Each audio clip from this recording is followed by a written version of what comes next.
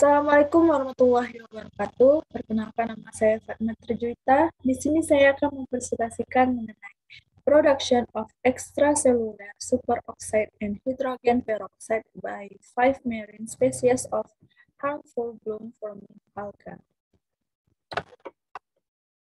Pengantar, spesies oksigen reaktif atau ROS, superoksida, dan hidrogen peroksida adalah zat antara dalam reduksi oksigen ke air.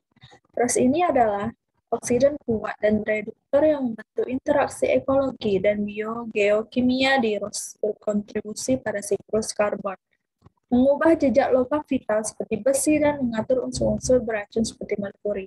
Pengakuan telah berkembang bahwa produksi ROS dan ekstraseluler oleh komunitas plankton berkontribusi besar terhadap fluks ROS akuatik. ROS ini berkontribusi terhadap aktivitas beracun atau berbahaya dari beberapa alga berbahaya, bloom atau HAP, seperti Rhapidophytes dan Dedinoflagellata margalividini dan Alexandrium spp.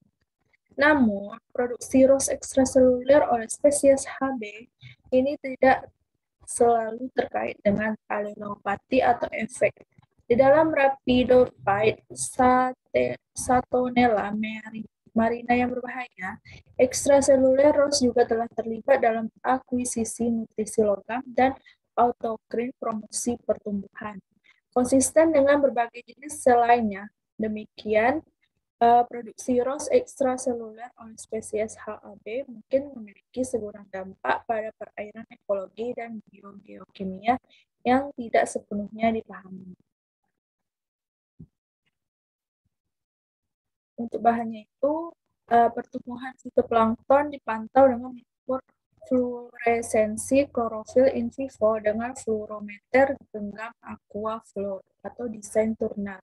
C. marina dan H. acacio dihitung secara langsung menggunakan multizir 4A penghitung Coulter atau Beckman Coulter. Semua budaya lain adalah diawetkan dengan lapisan alkohol 2% dan disebutkan di bawah mikroskop menggunakan ruang hitung hemositometer.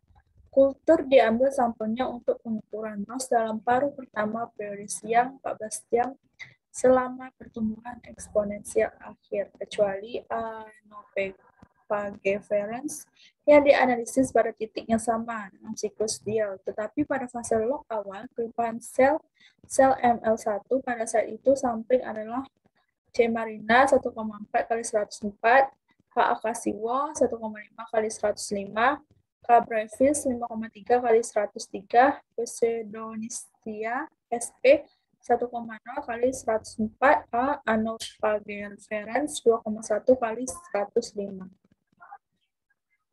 Media bekasnya itu yaitu filtrat bebas sel. Untuk semua spesies kecuali Anopageferens, filtrat bebas sel disiapkan dengan gravitasi menyaring aliquot dari masing-masing budaya 5 meter sampai 47 mm melalui membran polikarbonat EMD millipore dan selanjutnya penyaringan jarum suntik 0,2 meter untuk menghasilkan filtrat bebas sel Anopageferens. Biarkan disentrifugasi 3000 kali gram 10 menit 4 derajat Celcius. Dituangkan dan kemudian disaring dengan jarum suntik yang 0,2 meter. Untuk semua spesies budaya asli yang diadaptasi dengan cahaya kemudian diencerkan menjadi filtrat dengan perbandingan 1:10 dan 1:100. Setelah persiapan, seri pengenceran kultur dan filtrat bebas sel segera dianalisis untuk produksi ROS ekstraseluler di bawah kondisi yang ditentukan di bawah untuk masing-masing ROS. Setelah pengukuran ROS, inspeksi mikroskopis dari kultur yang diencerkan dan yang tidak diencerkan mengkonfirmasi bahwa sel morfologi dan motilitas tetap tidak berubah oleh sampel penambahan dan analisis. Nah, untuk metode, di sini ada 4 metode. Yang pertama itu superoksida.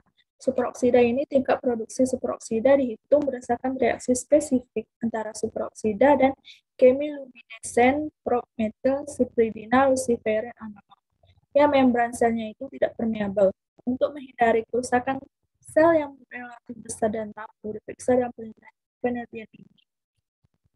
Produksi superoksida adalah mengukur dengan menambahkan MCLA ke suspensi sel selama uji lempeng mikro.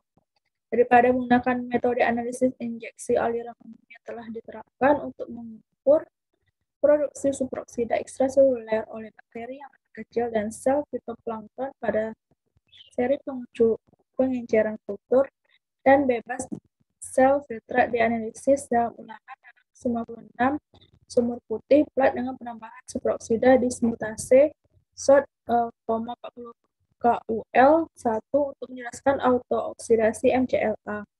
Masing-masing dari 3 standar kalibrasi santin oksidase atau tanpa tambahan untuk logam kompleks yang sebaiknya menentukan masa pakai dan mendeteksi kemampuan supraoksida. Yang kedua ini ada analisis statistik. Analisis statistik ini dilakukan di GMP Profesi 13,0. Potensi hubungan monoton antar sel kepadatan dan tingkat produksi ROS yang dinormalisasi sel adalah ditentukan dengan menghitung korelasi peringkat Spearman koefisien. Rasio rata-rata supraoksida terhadap hidrogen produksi peroksida dianalisis menggunakan satu sampel uji T rata-rata populasi. Yang ketiga ini ada hidrogen peroksida. Tingkat produksi peroksida dalam filtrat bebas sel dikoreksi untuk tingkat produksi hidrogen peroksida di media steril.